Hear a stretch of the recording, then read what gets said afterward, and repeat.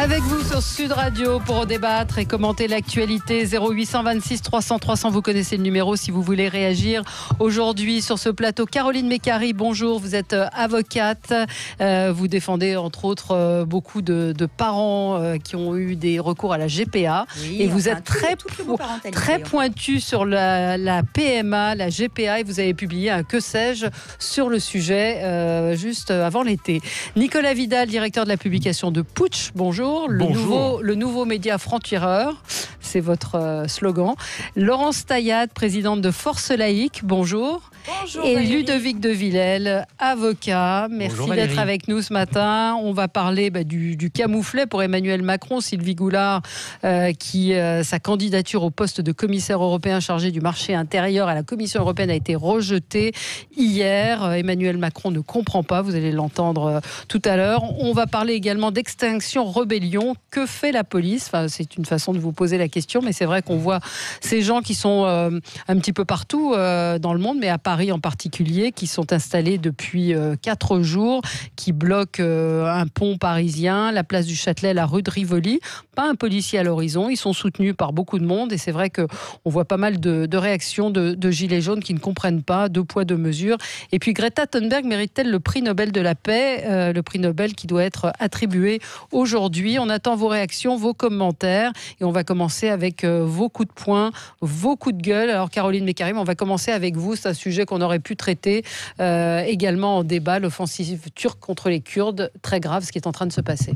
Effectivement, c'est extrêmement grave et il faut impérativement que la communauté internationale se mobilise parce que cela peut avoir des conséquences. Déjà, l'acte en lui-même est absolument grave, le comportement de Erdogan est absolument inacceptable et les conséquences peuvent être extrêmement importantes pour nous. Et donc, en tout cas demain, il y a un rassemblement place de la République à 14h et tous ceux qui se sentent concernés, et nous sommes tous concernés en fait par ce qui se passe là-bas, eh bien, je les invite à venir nous y rejoindre. Oui, parce que, expliquez un petit peu, c'est vraiment une digue qui était là, et si cette digue saute, c'est extrêmement grave pour tous les pays européens. Oui, absolument, c'est une digue qui est encore là, mais qui ne va pas rester contre toute une série de membres de Daesh, et c'est vraiment aussi laisser les populations sur place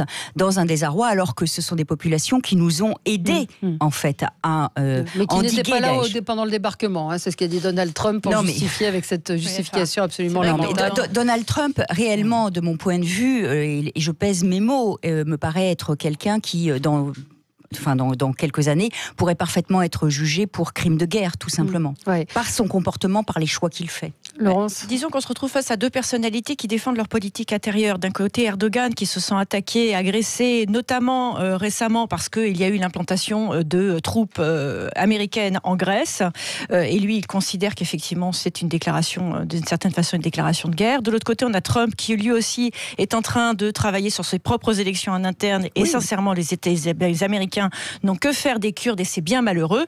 Et en réalité, la situation à la fin, c'est qu'on a effectivement les Kurdes syriens qui sont en danger. Il y a aussi nos troupes françaises, il ne faut pas l'oublier. On a nous aussi des militaires sur place. Et il y a l'ensemble des prisonniers dont on ne sait ce qu'ils vont devenir. Parce que si les camps de prisonniers sont ouverts, eh bien, c'est peut-être aussi la porte ouverte à de nouveaux conflits.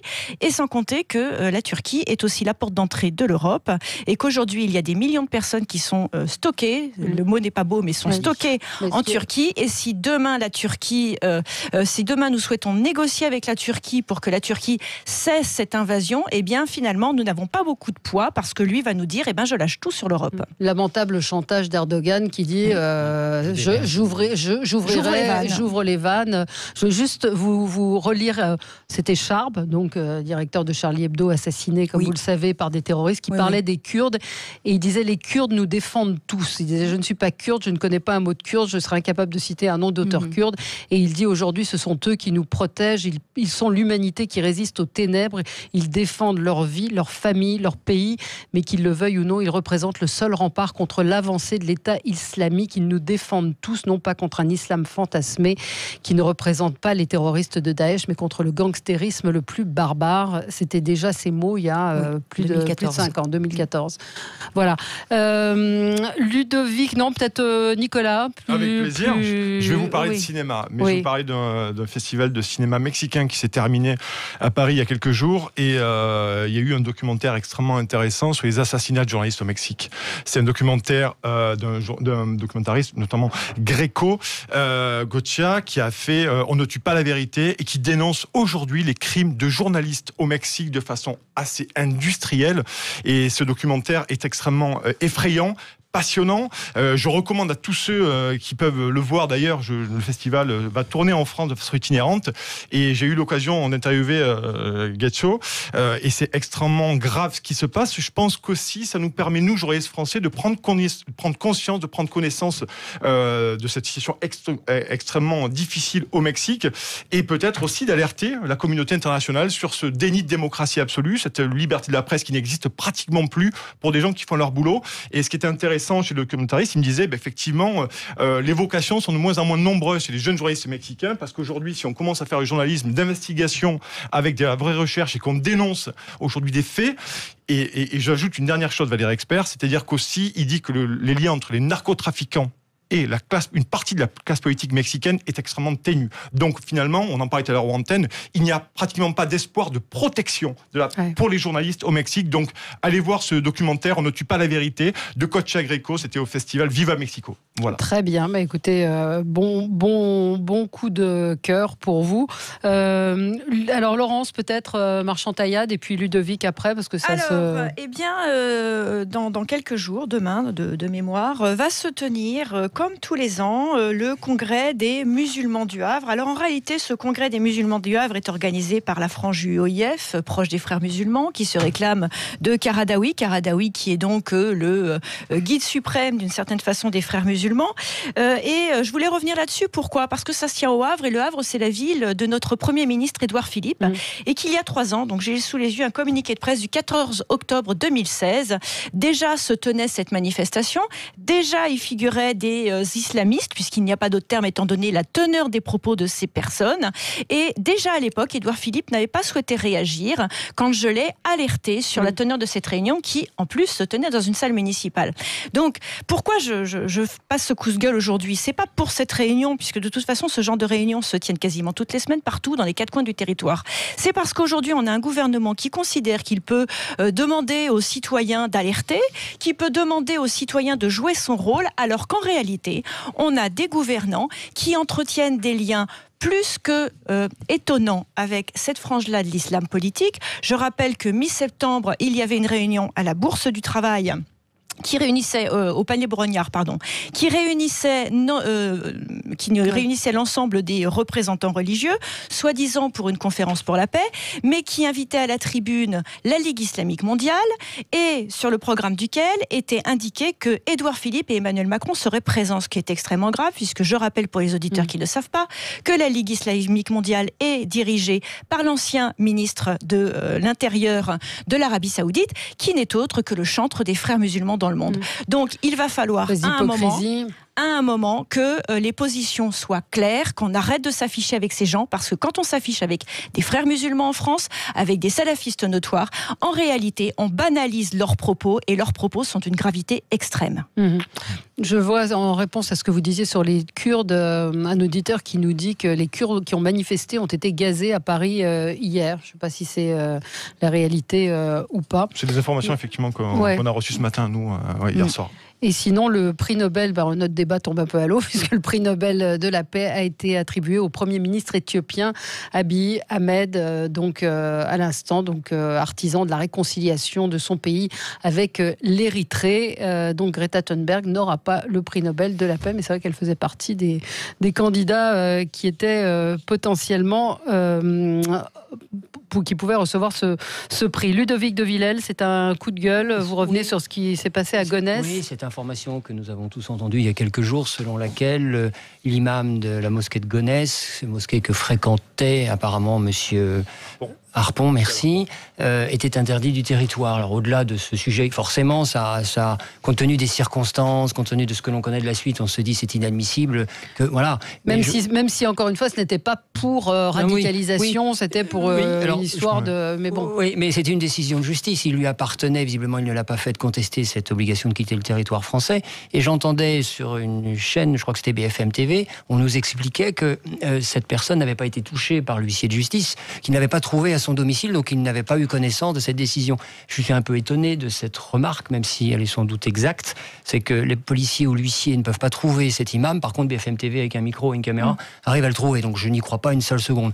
Pour autant, au-delà de cette affaire qui nous révolte, je reprenais quelques documents, il y a 20% des obligations de quitter le territoire français qui sont respectées. Voilà, donc aujourd'hui on fait mine, alors que nous ne sachions pas, c'est normal, mais devant des plateaux de télévision, dire c'est scandaleux, comment se fait-il qu'il soit resté? Mais il n'y a pas de raison que ce monsieur, cet imam, ait un traitement différent. Mais il ne vous aura pas échappé d'autant plus que, la justification de Christophe Castaner devant la commission parlementaire. D'autant plus que l'OQTF, comme vous l'avez très justement rappelé, ne concernait pas des faits d'apologie, qui étaient des faits d'ordre personnel. Donc il n'y a aucune raison que ce monsieur ait un traitement différent. Ce qui est inadmissible, c'est qu'il y ait 20% des OQTF qui ne soient pas exécutés.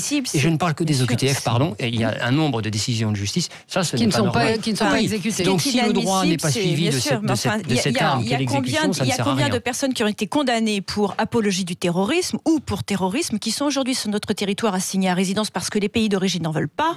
Et là, c'est le fait le plus scandaleux. Moi, je vais vous parler de ce que je connais. Chez moi, à Aurillac, dans le Cantal, on a Kamel Daoudi, qui est le plus ancien assigné à résidence de France. Personne n'en veut. Il est chez nous. Et résultat, il peut tranquillement aller faire du vélo. Et pire, il peut aussi très certainement tranquillement aller rencontrer des jeunes et les endoctriner. Donc en réalité, moi, je pense que le fond du problème, il est là. C'est que finalement, la France n'est pas suffisamment ferme pour renvoyer ailleurs que chez nous, en tout cas, ces personnes qui sont des dangers pour notre territoire. Caroline Mécari, vous qui êtes avocate également, oui. Alors, on a toujours... Non, et d'abord, c'est vrai qu'il peut y avoir une problématique d'exécution des décisions de justice en matière d'invitation à quitter le territoire. Maintenant, il y a une responsabilité des pays étrangers, parce qu'il faut savoir que dans la procédure, lorsque une personne étrangère est invitée à quitter le territoire, elle peut être placée dans un centre de rétention pour être conduite à la frontière. À ce moment-là, qu'est-ce qui se passe? Les autorités françaises saisissent les autorités du Maroc, de l'Algérie, de la Libye, etc. Et c'est eux qui délivrent le laissez-passer pour que la personne puisse retourner en France. Et très souvent, elle ne délivre pas le laissez-passer. Donc, en réalité, on se retrouve avec des gens dont on ne connaît pas la nationalité, on les garde on ne sait pas quoi en faire, c'est-à-dire qu'on peut les garder en centre de rétention aujourd'hui jusqu'à 90 jours, mais ça ne sert strictement à rien. Donc ensuite, en effet, elles vont être assignées à résidence, ce qui permet quand même d'avoir un contrôle sur ce qu'elles font. Voilà. Donc, on a quand même un minimum de garde-fous.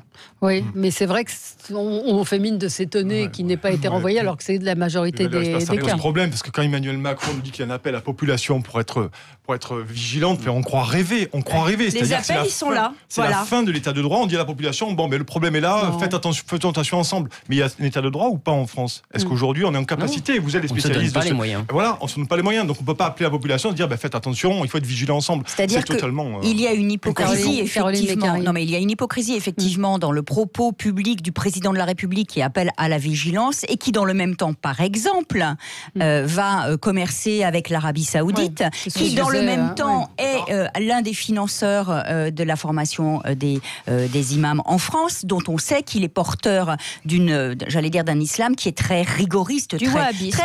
Voilà, le wahhabisme, exactement. Donc, ce qui ne veut pas dire nécessairement que il n'y a pas forcément un glissement vers le terrorisme, mais donc il y a une vraie hypocrisie. Et par ailleurs, on ne peut pas demander aux gens d'être vigilants si dans le même temps, les politiques qui sont menées sont des politiques de désengagement de l'État partout. Et là, pour le coup, je vais parler du monde de l'institution judiciaire, qui est dans un état de paupérisation absolue. Donc, on ne peut pas demander à l'institution judiciaire de faire le travail qu'elle devrait faire si elle n'en a pas les moyens. Et c'est partout, c'est la même chose à l'hôpital, c'est la même chose à l'école. Donc, c'est vraiment la logique néolibérale qui est aussi à l'œuvre. Bien sûr. C'est pas le choix de M. Macron, ça dure... mais il l'assume, mais il l'accentue et il l'assume. Il l'assume pas du tout. On va continuer à débattre dans un instant. Je vais vous dire quelques mots sur Adama Traoré, ce militant associatif qui avait appelé un rassemblement de soutien à Gonesse. Figurez-vous qu'on ne l'a pas du tout compris. À tout de suite. Avec vous sur Sud Radio, on débat jusqu'à midi. Vous retrouverez ensuite André Berkoff. On va parler du camouflet pour Emmanuel Macron. Le fait que la Commission européenne ait refusé la candidature de Sylvie Goulard. On va en parler dans un instant avec vous. Et puis on parlera toujours évidemment de ce qui est en train de se passer un petit peu partout. Extinction, rébellion. Un mot tout de même sur donc Adama Traoré qui avait appelé, donc qui est qui avait militant associatif d'Aulnay, qui avait appelé un rassemblement de soutien à Gonesse pour soutenir d'une certaine manière le tueur des policiers. Il a été mis en garde à vue. Et alors figurez-vous qu'en sortant de garde à vue, il a dit mais pas du tout, on ne m'a pas compris. C'était en fait pour rendre hommage aux 4 policiers qui ont été tués froidement. Donc c'est quand t'as la trouille de ce qui peut t'arriver. On retourne sa veste. Oui, les vidéos sont là. Il y a d'une certaine façon apologie du terrorisme, appel à la haine. Je rappelle que dans sa vidéo, il se réjouit quasiment. En tout cas, il lit des messages de gens qui se réjouissent que 4 policiers soient morts. Donc, à un moment, il va falloir qu'il ait aussi le courage d'assumer ses propos et les vidéos qui ont été diffusées. Il est sorti de garde à vue. Non, mais il est poursuivi. Il est sorti de garde à vue. Il n'est pas poursuivi. C'est surprenant quand même, parce qu'il y a clairement apologie du terrorisme. Je ne sais pas s'il est poursuivi. Je vérifie. L'intéressé a été interpellé, placé en garde à vue, mais il n'a pas été mis en examen pour l'instant. Je vais vérifier ça. Faut rappeler mais en tout cas, c'est juste ce revirement de dire alors qu'il a appelé effectivement à manifester en disant j'ai la haine. La personne qui ose dire que Michael Arbon était un terroriste animé par des revendications religieuses, je lui traite sa mère et je lui crache à la gueule. Et d'un seul coup, il dit les actes commis sont des actes irréparables et atroces. Ce n'est pas parce qu'on a un mal-être qu'il faut tuer des innocents. Bref, il n'est pas très courageux. Courage fuyons. Oui, Caroline Mécaré, vous vouliez... Non, mais je suis frappée par la capacité qu'on peut avoir, et d'ailleurs même au plus haut niveau politique, de gens qui vont affirmer au temps 0 une chose et dans le temps 1 vont affirmer exactement le contraire. Je suis toujours stupéfaite par cela. Heureusement, après, il reste certainement des images qui permettent de faire le tri, mais comme quoi... le mensonge peut aussi payer parfois, c'est étonnant. C'est assez étonnant. Ce qui est étonnant aussi, c'est que spontanément, il y a cette manifestation, ou du moins cette manifestation de soutien. C'est-à-dire que là, on est quand même sur quelque chose d'explosif. Vous imaginez, il y a cet attentat. Il faut bien parler dans le micro. Spontanément, on a une manifestation ou une truc de soutien. Ça fait peur quand même. C'est-à-dire qu'à un moment donné, il y a des gens qui prennent vraiment parti publiquement pour ça. Et je trouve que ça, c'est quelque chose c'est plus qu'un incident. C'est à mon avis quelque chose de fond qui nous pend au nez et qu'il va falloir gérer dans très peu de temps. C'est-à-dire qu'en fait, on a passé un grade supplémentaire. Jusqu'ici, il y avait effectivement des petites fêtes qui s'organisaient chez les uns et chez les autres pour célébrer justement des attentats ou pour dire on n'est pas Charlie, ça c'était la partie la plus visible de l'iceberg. Aujourd'hui, les gens ne se cachent plus. Maintenant, ils sont contents quand des flics se font agresser, quand des flics se font tuer, et ils sont contents quand finalement quelqu'un passe à l'acte. Donc c'est quand même très inquiétant. Alors l'enquête se poursuit avec l'exploitation des données numériques qui ont été saisies lors des perquisitions à son domicile. Donc je pense que c'est là où il doit avoir un petit peu la trouille et qu'il a intérêt à changer complètement de version. Ma voisine évoquait tout à l'heure les digues en Syrie, mais chez nous elles sont sautées les digues. Vous savez ce que c'est que ces valeurs républicaines, on les connaît tous. Il n'y en a plus, on ne respecte plus rien. Alors je ne vais pas avancer les choses en disant ça, mais la police, on lui crache dessus, il meurt, on voit ce qui s'est passé. Voilà, on est dans un pays, c'est pas tout sanctionné. Dieu sait que j'ai rappelé tout à l'heure que finalement le droit n'était pas suffisamment assez fort. En réalité, c'est plusieurs générations qui ne savent plus où sont les repères, c'est quoi être français, c'est quoi la République, et on donne à ce monsieur Traoré une aura qu'il ne devrait jamais avoir.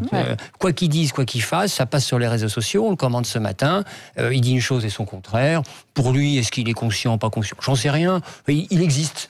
Un jour, il disparaîtra, mais au-delà de lui, évidemment, il y a un mal. Il n'est pas seul. Il y a un avis de sécession de la République française. Et c'est le fond de mon propos. Une partie de la population, et ça fait très peur aujourd'hui.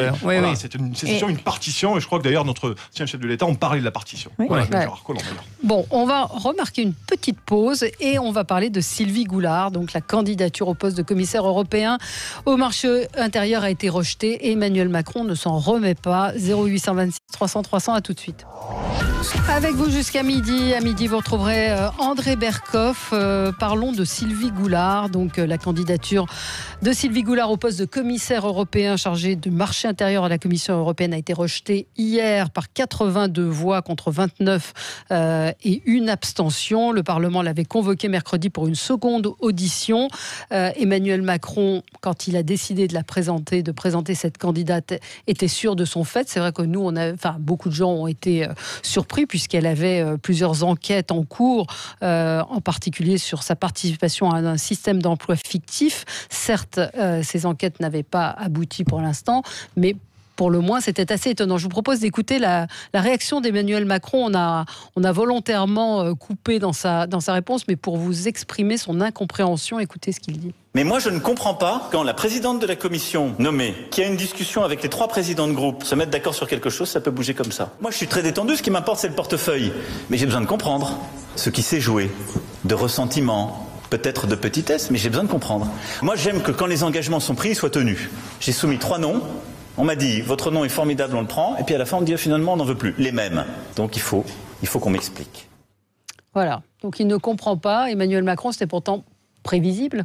Comment lui dire à Emmanuel Macron ? Comment lui dire ? Je ne sais pas. Peut-être qu'effectivement, le Parlement européen est peut-être moins malléable que l'Assemblée nationale. Voilà, à mon sens, Emmanuel Macron, dans cette façon, il y a peut-être de la communication, mais moi je pense vraiment qu'Emmanuel Macron est totalement déconnecté. On le voit, on l'entend dans ses mots.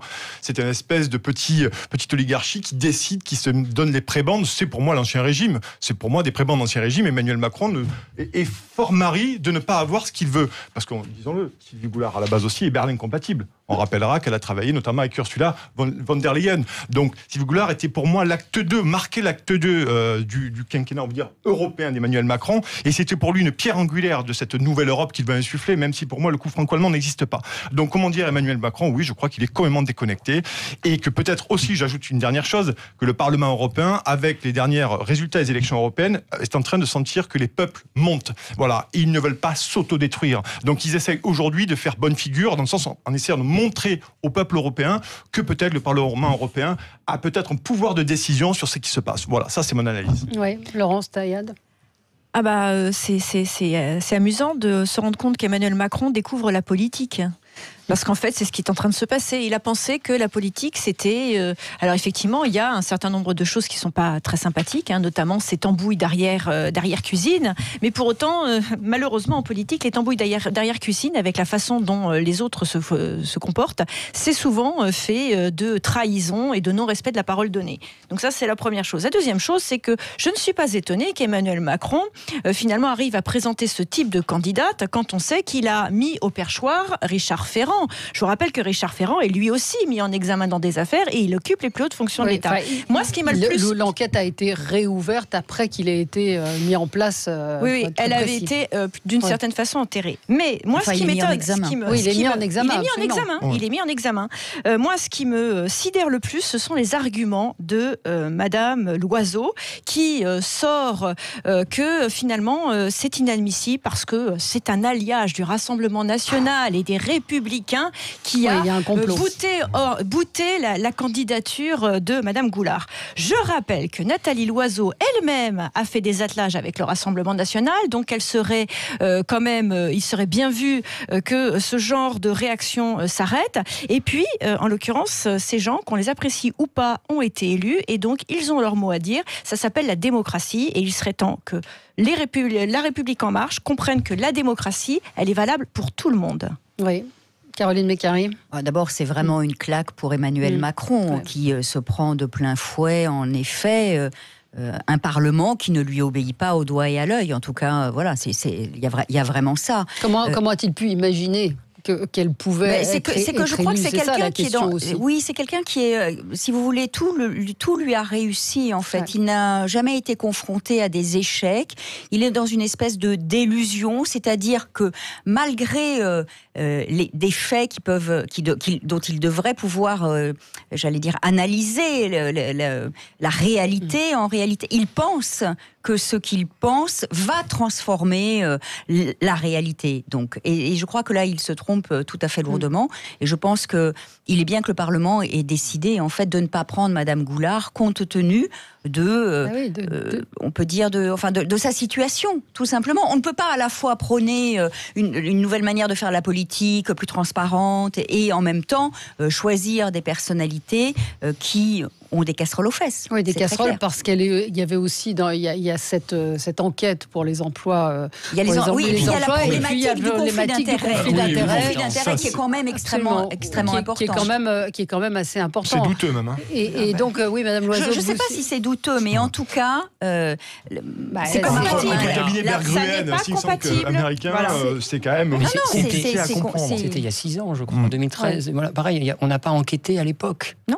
Voilà, pareil. On découvre maintenant, pendant 3 ans, elle a travaillé pour un think tank américain. On le découvre maintenant. Encore une fois, si elle n'avait pas été candidate, on ne l'aurait jamais su. Est-ce que c'est normal ? Pour comprendre le truc, c'est qu'effectivement, le think tank américain, c'est du lobbying. C'est du lobbying. Voilà, non, mais il faut le dire. Voilà, c'est vraiment ça. Il faut le dire. Sur cette affaire. Madame Loiseau, donc Nathalie Loiseau a dit, c'est le vote des mauvais perdants. Donc c'est la manière dont la France réagit aujourd'hui. Il faut dire que c'est la première fois qu'un candidat présenté par la France est refusé. C'est quand même très pour humiliant. Madame Loiseau, ça fait tâche. Pour Madame Loiseau, la moralité et l'éthique, pour elle, c'est être mauvais perdant. C'est grave. Pour Madame Goulard aussi, puisqu'elle avait dit si jamais je suis mise en examen, je ne démissionnerai pas. Mais on est qui, nous, Français ? Enfin, c'est le seul pays, j'en sais rien, mais on donne des leçons de droits de l'homme partout. Et lorsqu'elle a démissionné, on lui a demandé de démissionner du gouvernement pour les affaires que l'on sait, ce sont les mêmes. Là, par contre, au Parlement européen, je ne le fait pas, 2 poids 2 mesures. Donc à la fois, M. Macron est lamentable sur cette affaire-là, fait une honte, j'ose le dire, à la France, et Mme Goulard, même pas mieux.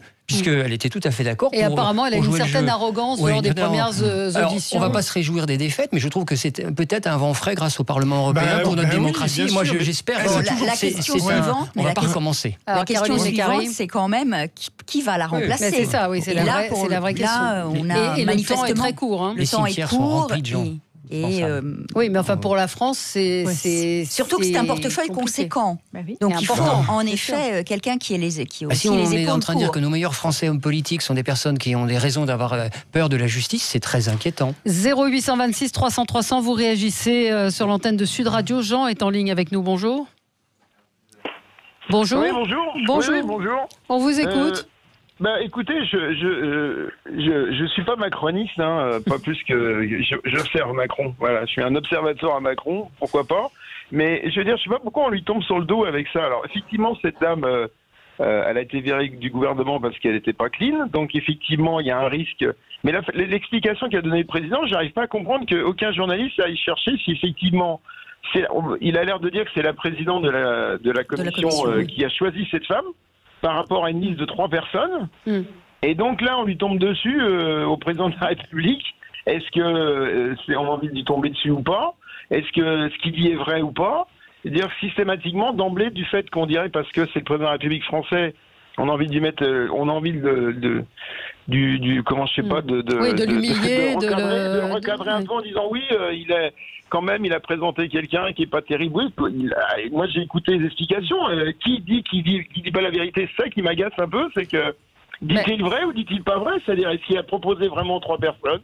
Est-ce que c'est vraiment la présidente de la Commission européenne qu'est-ce qu'on peut... non, mais d'abord, par rapport à son explication, si vous voulez, moi, la première chose qui m'est venue à l'esprit, c'est qu'en fait, il se défausse en disant ce n'est pas moi qui ai choisi, c'est la présidente de la commission. J'ignore s'il y a si les journalistes ont été vérifiés ce qu'il en est, mais il y a un moment où, à supposer même que ce soit vrai, c'est pas la présidente de la commission qui va décider qui va devenir commissaire européen. Il y a le poids du Parlement européen, le vote du Parlement européen, donc des députés européens que nous avons aussi choisis dans toute l'Europe, qui font leur travail.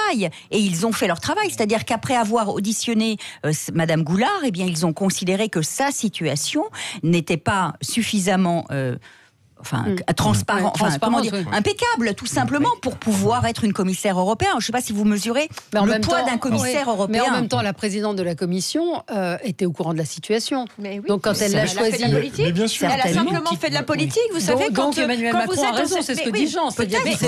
Mais il s'est fait complètement avoir. C'est-à-dire que si vraiment il a présenté 3 noms, il fallait qu'il présente 3 noms dans lesquels il avait une totale confiance et pas un nom par défaut comme celui de Madame Goulard qui finalement pouvait le mettre en difficulté. Parce que lorsqu'on lorsqu'on est dans ce type de manœuvre politique, évidemment, les opposants vont choisir la personne qui finalement sera la moins dangereuse pour eux et la plus facile à écarter. C'est ce qui s'est passé. Il joue le faux naïf ou alors il est vraiment inquiétant. Mais la pierre angulaire, c'est le trouillomètre du Parlement. Une nouvelle fois, l'Union européenne s'est toujours fait à l'abri des peuples. Et aujourd'hui, que maintenant il y a des élections européennes et que le Parlement se sent menacé, les eurodéputés se sentent menacés, et l'Europe aussi est en train de se désagréger petit à petit, ils se sont dit, il faut bien qu'on fasse quelque chose, il faut qu'on donne le côté de respectabilité démocratique du Parlement. Donc il y a une volonté aussi de dire, maintenant ça suffit, il faut montrer au peuple qu'on a un gage de respectabilité, donc on va retoquer Goulard. C'est tout simplement par ça. Emmanuel Macron n'a toujours pas compris qu'à un moment donné, l'Union européenne s'est fait à l'abri des peuples et que le retour du peuple, pour reprendre l'expression d'André Berkoff, est là. Et ça change beaucoup de choses. Ce truc de Sylvie Goulard, c'est beaucoup plus intéressant que ça, que des jeux politiques, je le crois, vraiment. On a Christian également en ligne avec nous. Bonjour Christian. Eh bien, bonjour à vous tous. Bonjour. On vous écoute. Bonjour Christian. Ah ben avec plaisir. Donc le petit monarque a été piqué encore une fois. Hein. Je voudrais juste rappeler, si vous me permettez rapidement, puisqu'il est étonné de ce genre de choses, je voudrais lui rappeler François Rugy, n'est-ce pas, Alexandre Benalla, comment il s'appelle, Ismaël Emilien, qu'est-ce qu'on a, François Baroux, Sylvie Goulard, Marielle Sarnez, on a Alexis Corler, on a Richard Ferrand, Françoise Nyssen, Laura Flessel, Muriel Pénicaud, et puis j'en passe. Donc est-ce qu'on va continuer à prendre des Français pour des jambons, n'est-ce pas? Parce que là, ça fait beaucoup d'histoire quand même, ça fait beaucoup de problèmes au niveau d'un gouvernement qui veut bien nous gouverner. Alors, si le Parlement européen humilie le monarque, il a humilié dans plusieurs choses. Alors effectivement, il y a des explications à donner. Et s'il ne comprend pas, il faut reprendre le dossier au départ. Parce que Goulard, elle a déjà payé une somme, je crois, de 45 000 euros. Absolument. C'est vrai. Et on n'en parle pas beaucoup, donc ça veut dire... Et en plus, elle reconnaît pas que c'est un truc tendancieux. Hein. Elle dit je sais plus quoi à l'époque, mais elle paye quand même, elle rembourse quand même sur un emploi dit fictif de 45 000 euros. Donc elle est déjà au départ coupable de quelque chose, même si les mots sont pas les mêmes. Donc je trouve que ce gouvernement, il faut qu'il arrête. Il faut virer tout ça. Hein. Il va avoir, si on veut s'en sortir, j'en sais rien ce que ça veut dire s'en sortir. Mais si on veut commencer à vivre quelque chose d'un peu plus propre, avoir un gouvernement un peu plus propre, ça sent la saleté. Et puis on peut balayer, je crois que c'est très très très très épais. Donc encore une histoire qui nous arrive, n'est-ce pas? Et je vous promets, je pense que c'est pas fini. Bon, merci de votre appel, Christian. On va marquer une pause. Restez avec nous sur Sud Radio. On se retrouve dans un instant pour parler d'Extinction Rebellion, donc ce mouvement mondial qui tente d'alerter sur le réchauffement climatique, davantage d'actions par des actions pacifistes, on va mettre des guillemets peut-être à ce terme. En tout cas, c'est vrai qu'il y a beaucoup de questions autour de ce mouvement. À tout de suite. Extinction Rebellion, donc ce mouvement écologiste occupe depuis 4 jours un pont parisien, la place du Châtelet et la rue de Rivoli désormais. C'est un mouvement écologiste qui se mobilise dans une 60aine de villes à travers le monde. Le but, c'est d'alerter et de demander davantage d'actions face à l'urgence climatique. Et c'est vrai qu'on se demande un petit peu comment, d'un seul coup, ce mouvement s'installe un petit peu partout. Et surtout à Paris, il n'y a pas un policier. Caroline Mécari, vous avez une théorie là-dessus, c'est-à-dire qu'on les laisse faire là où... on l'a dit, les Kurdes hier qui manifestaient ont visiblement été gazés, là où les gilets jaunes ont été éventuellement... également confrontés à des violences. Là, il n'y a pas Didier Maïsto qui est allé faire son boulot de journaliste pendant 2 heures hier et s'est baladé au milieu des gens, des manifestants, a pu constater qu'il n'y avait pas un seul policier. Oui, parce que je crois que pour le moment, je pense que c'est un choix politique en fait du gouvernement et de la préfecture de police de ne pas intervenir. C'est-à-dire que au fond, le gouvernement n'y a pas pour le moment intérêt. Ça leur permet aussi de montrer que par rapport à des manifestations, tout se passe bien en fait, voilà. Et ça leur permet aussi de leur dire, vous voyez, on entend la revendication écologiste autour du climat, c'est tout ça que ça permet. Et donc je pense qu'en tout cas, si les choses ne s'étendent pas nécessairement, ça ne va pas bouger parce qu'ils ne vont pas occuper indéfiniment. Enfin, je pense pas que ce soit ce qui a été dit, une occupation qui va durer ad vitam aeternam, parce que ce mouvement, il est vraiment, en revanche, je le trouve vraiment très très intéressant. C'est-à-dire que c'est vraiment une prise de conscience des jeunes générations. C'est pas de nos générations, pardon de le dire, mais pas de nos générations. Ce sont des gens assez jeunes, des étudiants qui sont qui viennent d'un petit peu partout. Sur une urgence climatique que plus personne aujourd'hui ne peut dénier, entre les rapports du GIEC, la fonte au pôle, le réchauffement du permafrost, qui est un problème majeur. Et je parle pas de la fonte des glaciers, de l'augmentation des océans. Donc là, j'entends moi cette urgence qui s'impose. Mais parce que entendre et l'action qui est celle-là, c'est-à-dire de bloquer une ville comme Paris. Vous voyez bien, il s'agit aussi d'alerter, de faire entendre et de dire aux différents gouvernements. Mais est-ce que c'est la meilleure méthode? Parce qu'on voit que on voit bien que les autres méthodes ne marchent pas. C'est-à-dire que quand on ne se manifeste pas, il se passe rien en réalité. Vous voyez bien que les choix politiques qui ont été faits par ce gouvernement sur les questions écologiques sont absolument pas écologiques. On est vraiment uniquement dans du greenwashing. Donc il y a un moment où en effet, ça pousse à la surdité des gouvernants, des pouvoirs publics, pousse à une forme entre guillemets de plus grande radicalité, ce qui ne veut pas dire violence. Oui. Mais moi j'ai une question sur ce mouvement-là. Nous on était avec Putsch le 23 juillet dernier devant l'Assemblée nationale. Il a été voté le volet arbitrage du CETA. Il y avait 100 agriculteurs, les amis. Donc où étaient ces gens ?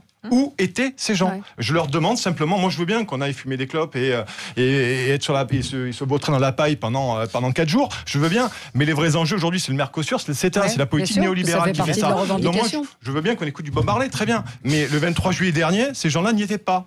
Et c'était là qu'il fallait être, avec les agriculteurs. C'est tout. À un moment donné, moi je veux bien, c'est oui et les petits wistiti, mais il va falloir se mobiliser sur les choses importantes. Pourquoi pas aller à Bruxelles aussi devant le Parlement ou devant la Commission européenne sur ces politiques néolibérales qui sont en train de flinguer l'écologie, parce qu'on ne peut pas être néolibéral et être pro-écologie, c'est faux. C'est faux de m'expliquer. Donc moi c'est la question que je me pose, et puis je terminerai avec Valérie Exter,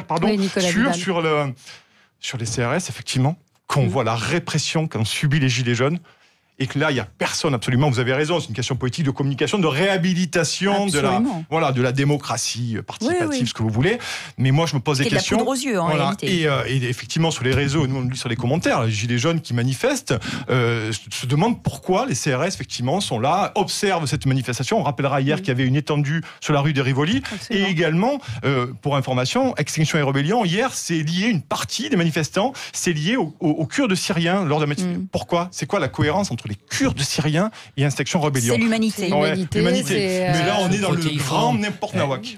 Donc ils annoncent une énorme action samedi prochain, bloquer un point névralgique de Paris, dont le lieu ne sera connu qu'au dernier moment. Très bien. Alors c'est vrai qu'il y a quand même 2 poids 2 mesures dans ce mouvement, et là je veux vraiment insister là-dessus, parce que l'agriculture française notamment consomme notamment moitié moins de pesticides que la Belgique, que les Pays-Bas, que l'Espagne, qui fait, elle, de l'agriculture intensive et contre laquelle on n'est pas protégé.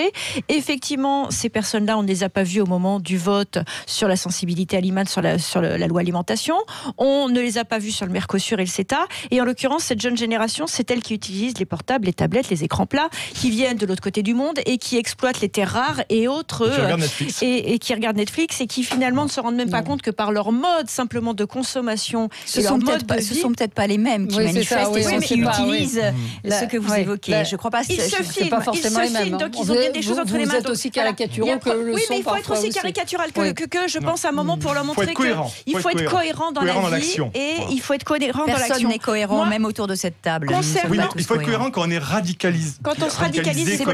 Alors je voudrais finir là-dessus sur la stratégie politique du gouvernement, parce que moi, à mon sens, effectivement, il y a peut-être une envie de se repeindre en vert, et encore, je pense qu'ils n'en sont même pas là, parce que de toute façon, les Verts ne seront jamais leur électorat, puisque l'électorat macroniste, c'est plutôt un électorat de bobos parisiens qui, pour le coup, appartiennent plutôt à la classe bourgeoise et se désintéressent totalement de ce qui se passe dans les campagnes. Donc pour moi, la stratégie, elle est très simple. C'est qu'aujourd'hui, Hidalgo est donnée gagnante aux prochaines élections municipales, avec la dissidence, je rappelle, de Villény face à Griveaux. Donc il va bien falloir qu'à un moment... Villény, c'est une Villény. Petit lapsus, pardon, à lui. Et donc il va bien falloir à un moment faire descendre Hidalgo dans les sondages pour que l'un ou l'autre puisse se hisser sur la première marche du podium. Donc je pense que le fait de ne pas intervenir, c'est aussi, face à un mouvement qu'en plus Anne Hidalgo a l'air de soutenir, c'est aussi une manière de faire monter le poulain d'Emmanuel Macron c'est-à-dire Griveaux, et donc de désorganiser complètement la campagne d'Anne Hidalgo. Je trouve que c'est plutôt un bon coup sur le plan politique. C'est pas encore fait. Je crois qu'il y a une question qu'on peut se poser, d'ailleurs, qui est derrière ce mouvement? C'est important parce qu'on trouvera... Voilà. C'est une vraie question. Deuxièmement... Il y a eu un fact-checking par Libération qui a expliqué qu'en Angleterre, en tout cas, c'était George Soros et un certain nombre de personnalités comme lui. En France, il nie être financé par qui que ce soit. Mais donc, pas publier les chiffres de financement quand même, encore. Hein. S'il y avait de la transparence, on saurait peut-être un peu plus. Il y a une association, il y a une société. Oui, il y a une association. Militant bénévole. Après, je vous trouve assez sévère sur ce mouvement. Mais vous avez bien raison. Non, mais je n'ai pas dit que vous aviez tort, bien sûr. En fait, c'est dans l'air du temps. D'abord, vous avez évoqué très justement les jeunes. Les jeunes, il y a une défiance vis-à-vis des partis politiques, pardon de la rengaine. Et finalement, on s'exprime et du coup, on parle de nous. C'est le deuxième point. Alors, vous critiquez, enfin, vous dites qu'ils n'étaient pas là le 23 juillet, peut-être qu'ils étaient en vacances, parce que ce sont des étudiants. Et c'est bien normal, mais surtout plus sérieusement, il y a des tas de choses qui ne vont pas. On ne parle plus du sans-abri, on n'en parle plus. On parle du climat et on a bien raison. Non. Voilà, donc il y a des tas de problèmes. Donc je pense que c'est plutôt c'est du spontané. Voilà ce que je veux dire. Alors ça c'est autre chose. Oui, mais les leviers aujourd'hui, s'ils existent, on n'en a plus confiance. Et puis troisièmement, juste une petite remarque en forme de boutade. Je suis pas sûr que Madame Hidalgo soit donnée gagnante. C'est plutôt les autres qui sont donnés perdants. Et là aussi, la boucle est bouclée. En réalité, notre personnel politique, est-ce qu'il correspond vraiment aux aspirations de la base, c'est-à-dire de vous et moi? On a Eric en ligne avec nous qui souhaitait réagir à notre débat. Bonjour Eric, vous êtes à l'antenne sur Sud Radio, on vous écoute. Bonjour Sud Radio. Oui, alors je m'aperçois, c'est indéniable, il y a beaucoup moins de répression au niveau d'Extinction Rébellion que les autres révoltes qu'il y a pu avoir dans notre pays. Moi je l'explique tout simplement. Je me dis qu'en fait, Extinction Rébellion, eux, visent un problème qui est beaucoup plus mondial que national. Donc si vous voulez, pour l'instant, le gouvernement ne se sent pas personnellement en danger et observe un petit peu ce qui se passe dans les autres pays.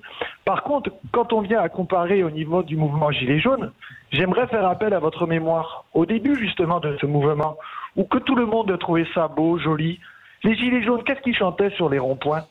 La police avec nous. Qu'est-ce qui se passait? Qu'est-ce qu'on voyait? On voyait même des policiers venir boire un café, discuter avec les fameux gilets jaunes, comme vous les appelez, et jusqu'à temps que le gouvernement s'est aperçu que ça devenait réellement un risque pour eux, et que là, ça pouvait vraiment changer les choses. Là, il a envoyé la répression, et on a commencé à frapper sur les gilets jaunes. Mais c'est simple. Pour l'instant, Extinction Rébellion, on les observe. Mais si le gouvernement actuel s'aperçoit qu'il y a un moins de risque pour eux, ils n'hésiteront pas à envoyer la répression. C'est vieux comme le monde. Toute rébellion dans le monde ont essayé d'être éteintes par la répression. Et moi, je vous invite à regarder le film de François Ruffin, Je veux du soleil, qui, lui, est vraiment à la base du mouvement Gilets jaunes. Juste pour vous donner une idée. Et vous comprendrez peut-être un peu plus. Pour l'instant, Extinction Rébellion n'est pas un risque pour le gouvernement. Ils sont plus tournés sur un changement de système mondial. Donc, si vous voulez, ils les prennent un petit peu à la légère. C'est là où on voit vraiment la différence et on voit vraiment le fond du gouvernement actuel. On ne peut pas aller contre lui, sinon il frappe. Voilà. On vous a coupé un peu rapidement. Merci beaucoup Eric, merci de ce témoignage. Michael nous dit, ça fait 11 mois que les Gilets jaunes parlent de tout ça, ils font moins peur. Extinction Rébellion fait moins peur, ils sont financés par les libéraux. Voilà, vous êtes nombreux à nous dire ça, donc on va voir ce que va faire. Il y a aussi, je crois que c'est Philomène qui nous disait sur Facebook, qui viennent dans nos campagnes, qui viennent aussi qui viennent voir un petit peu ce qui se passe chez nous. Et effectivement, Philomène nous dit, il y a un live de Didier Maisto à 16h. Voilà, on fait la pub, la promo pour Sud Radio. Merci à tous les quatre. On se retrouve lundi. Très bon week-end. Dans un instant, c'est André Berkoff qui sera là avec vous. Bonne journée à l'écoute de Sud Radio.